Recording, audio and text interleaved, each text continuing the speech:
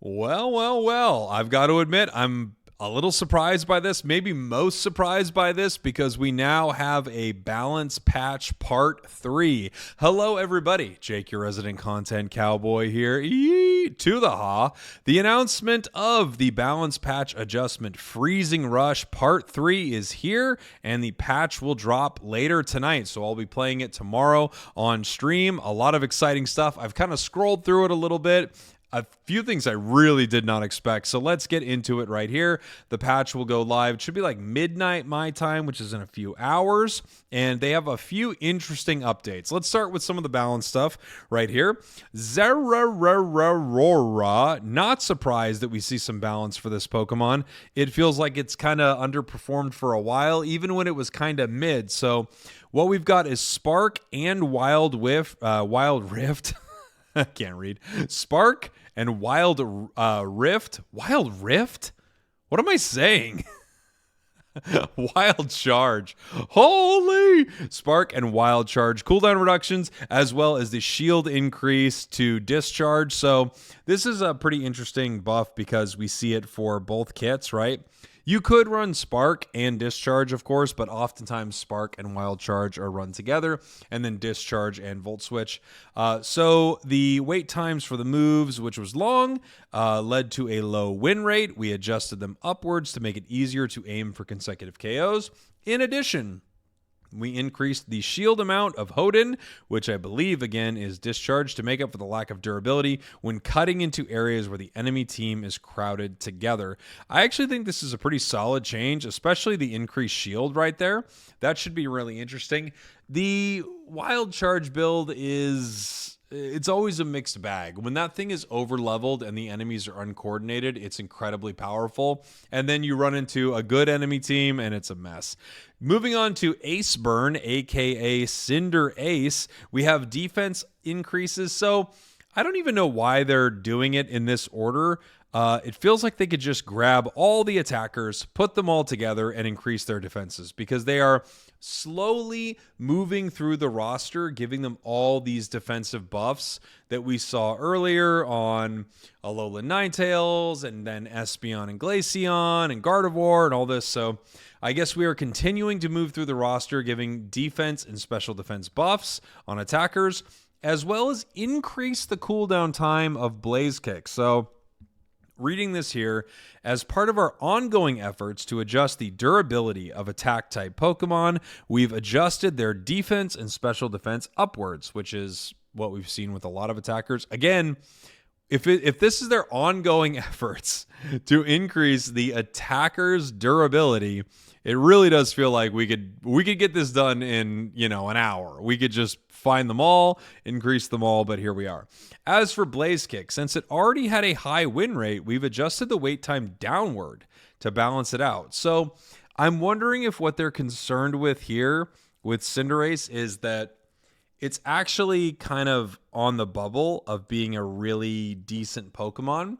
And Blaze Kick, with its ability to reposition yourself and it gives you those crits, I'm wondering if they just go, hey, giving it these increased defenses and multiple tools for repositioning, it's actually going to be too powerful.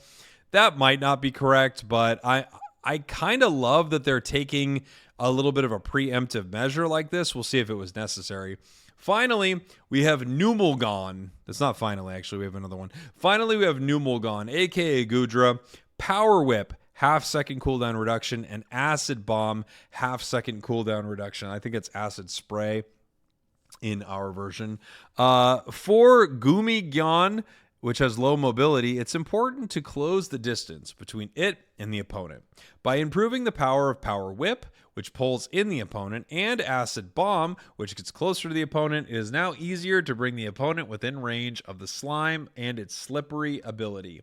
I don't know if these are exactly what I feel like Goodra would need, but one thing is for sure, Goodra has needed buffs for a while to kind of become more relevant in the meta, and now we are giving it something here, which is probably great.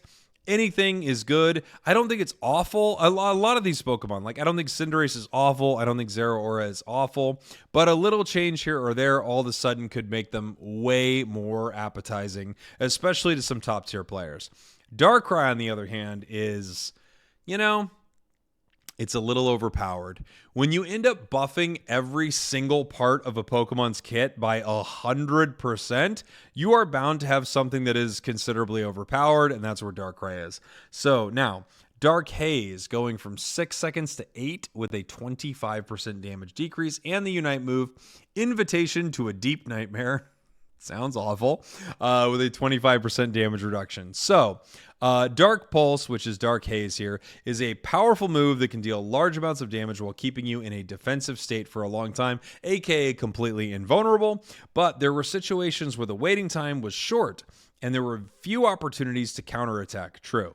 Therefore, the waiting time and damage were adjusted downwards. Very fair. The Unite move is a move that duels with the opponent in a Nightmare, but the damage is high, and it was possible to KO the opponent just by running away in the Nightmare. True.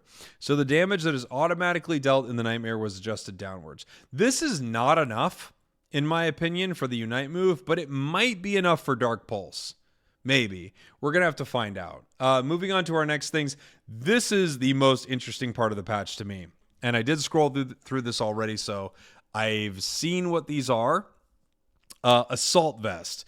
Finally, some buffs for Assault Vest. I love that they are tooling up some of these items. We have Assault Vest going from a shield amount of 9, 12, 15 to 10, 15, 20. A 20% HP shield that recovers every 8 seconds outside of combat and soaks up special attack damage. I mean, 20% of your HP is pretty dang considerable. This might be a reasonable item. I don't know. We're going to have to find out.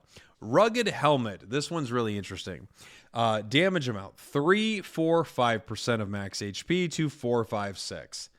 I don't know if that is what this item needs, because I think the big issue with something like Rugged Helmet, aka Rocky Helm, is that the way this item triggers is super unreliable. You need to take a large chunk of damage, and then it triggers in a small area around you. I really want to experiment with it, but I don't know if this 1% HP is as relevant as something like 5% difference here on Assault Vest, right?